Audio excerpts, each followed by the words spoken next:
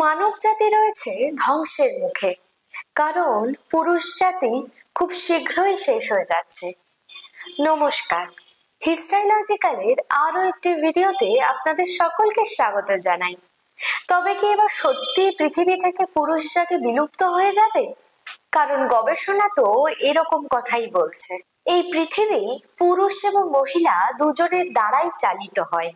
তারাই প্রজননের মাধ্যমে নতুন প্রাণের জন্ম দেয় এবং বংশ বিস্তার করে। এর ফলে পৃথিবীতে মানব সভ্যতার অস্তিত্ব লক্ষ্য করা যায়। কিন্তু গবেষণার দ্বারা নতুন একটি তথ্য উঠে এসেছে, পৃথিবী থেকে পুরুষ জাতি বিলীন হয়ে যাবে। তার মানে তাদের আর কোনো রকমই অস্তিত্ব থাকবে না, কারণ বংশবৃদ্ধি এবং প্রজননের জন্য তো পুরুষ এবং নারী উভয়েরই দরকার। আমরা প্রায় প্রত্যেকেই একটি কথার সঙ্গে খুবই পরিচিত, কন্যা ভ্রূণ হত্যা। বলতে লজ্জা হয়, এই একবিংশ শতাব্দীতে দাঁড়িয়েও এখনো যদি কেউ পুত্র সন্তান জন্ম দিতে না পারে, তবে মহিলাদের ওপর অত্যাচার করা হয়। কিন্তু বিজ্ঞান তো বলছে অন্য কথা। সন্তান ছেলে হবে না মেয়ে, তা নির্ভর করে সন্তানের পিতার ক্রোমোজোমের ওপর। তবে বেশ অবাক করার মতো বিষয় একটি সামনে আসছে, যে পুরুষ জাতি অবলুপ্তির পথে। এবার বলি এর ব্যাখ্যা কি, কেনই বা গবেষণা এই কথা বলছে। আসলে মানুষের দেহে প্রত্যেক কোষে একজোড়া সেক্স ক্রোমোজোম থাকে। এই ক্রোমোজোমগুলি নির্ধারণ করে মানুষের লিঙ্গ।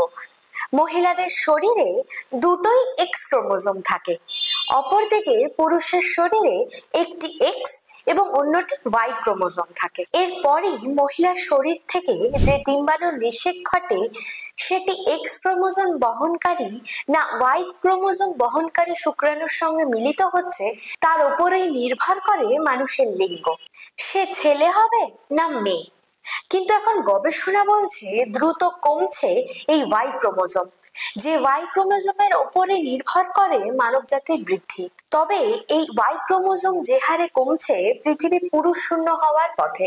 কারণ গবেষণা এও বলছে একটা সময় এমন আসবে যখন এই ওয়াই ক্রোমোজোম সম্পূর্ণরূপে অদৃশ্য হয়ে যাবে। Proceedings of the national academy of science জার্নালে একটি গবেষণাপত্র প্রকাশিত হয়েছে ওয়াই ক্রোমোজোমের সংকোচন নিয়ে।